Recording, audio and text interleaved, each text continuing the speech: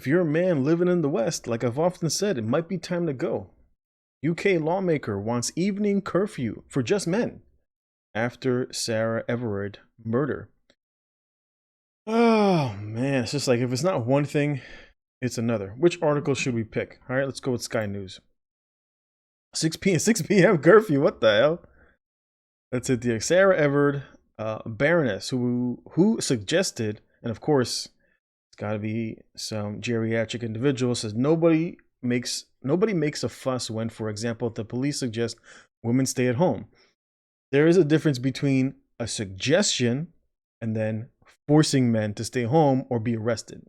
But of course, sometimes people can't tell the difference. It says, but when I suggest it, men are up in arms. And again, there's a difference between imposing a curfew and then telling women it might be safe for you to stay at home until we catch this individual. And who are the ones that are going to be responsible for catching them? Women? Nope, it's going to be men. Article goes on to say a Green Party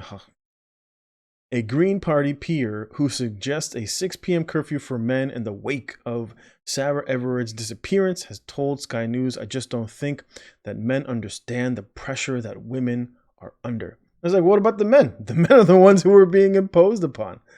This is Baroness Jenny Jones of, I don't even know where that is, told Sky News that the idea was not an entirely serious suggestion, and it's not party policy. I'm sure not. She made this. Are the men who are responsible for watching these individuals going to stay at home? Is her private security, who are men, are they also going to be imposed curfew as well? I kind of think not. She made the suggestion in the House of Lords on Wednesday as peers debated domestic abuse legislation. I was trying to highlight that when the police victim blamed by asking women to stay home, we don't. Wait, what? I was just trying to highlight that when the police victim blame by what the fuck by asking women to stay at home, we don't react. We just think it's normal. Yes, because women primarily aren't the ones who are responsible for their own protection. That overwhelmingly goes to the men. Who are the ones who predominantly go to war? Men. Who are the ones who predominantly are in charge of the police force? Men. Who are the ones in the military? Men. Who are the ones responsible for sanitation? Men. Who are the ones responsible for infrastructure? Men. Who are the ones who are responsible for keeping things up and running? Men. Who are the ones responsible for building things? Men. Who are the ones that are responsible for the overwhelming work that is responsible for keeping the country running, like on the farms, etc.? Men. Factories? Men. Construction? Men. Right? So overwhelmingly, so when there is a danger to women, the men suggest that the women who can't typically take care of themselves should stay at home until the threat is over. It has nothing to do with them being biologically women. It's just typically most of these women can't protect themselves and require the protection of men. Ask if these should be inflicting on men. It is that women have to endure. This is even though it is self-imposed. She replied, exactly, that's my exact point. That is, in fact, nobody makes a fuss when, for example, the police suggest women stay home. But when I suggest it, and it's the difference. When police suggest it, they say to the women in the area, wherever they are, we suggest that you stay home after dark until this individual is apprehended or these individuals are apprehended. It's a completely different story when a politician says we should put a bill in place that says that men should stay home after 6 o'clock, because the people who will be responsible for enforcing it will be other men. The women are going to go out there and enforce this rule. Who are the ones that are going to be doing it? It's primarily the ones who are in the positions of responsibility, which are the men who are in the police force. So the police force will then go out there and harass other men and be like, why are you out? These individuals are going to be arrested. And of course, this isn't the way that men do it to women. We do it as a suggestion. We don't force them to stay home. The police don't go out there and force women and ask you, what are you doing outside? You're not supposed to be outside. If you make the choice to go out when there is a threat outside, then that is your choice. And being equal as we all are, the men say you are free to do as you please. We suggest, as in her own words, we suggest that you stay home. Politicians don't go out there and then tell the police or tell other policy makers that we need to put in place some sort of a bill that puts a curfew that penalizes men that will be enforced by men. It's completely different.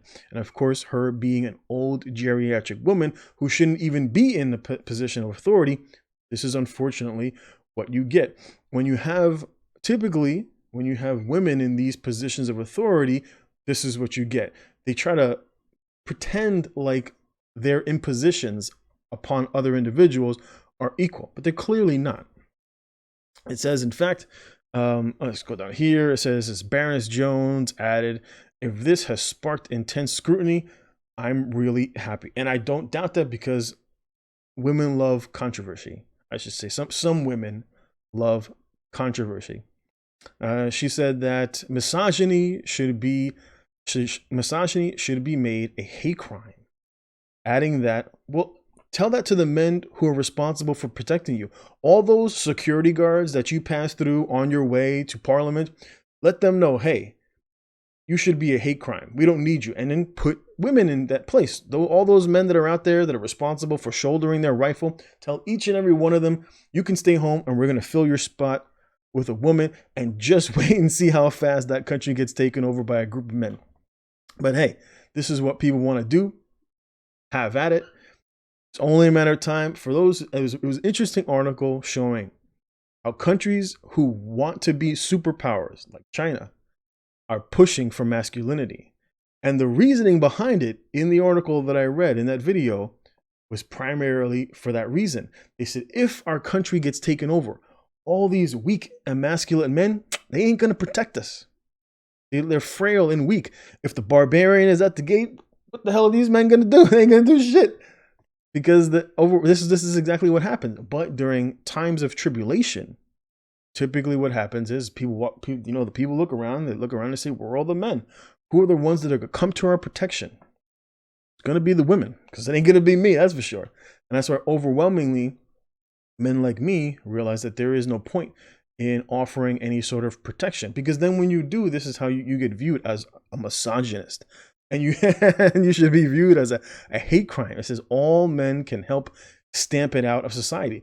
And again, why not the women? It says all men are not abusers, but all men can help stamp it out of society.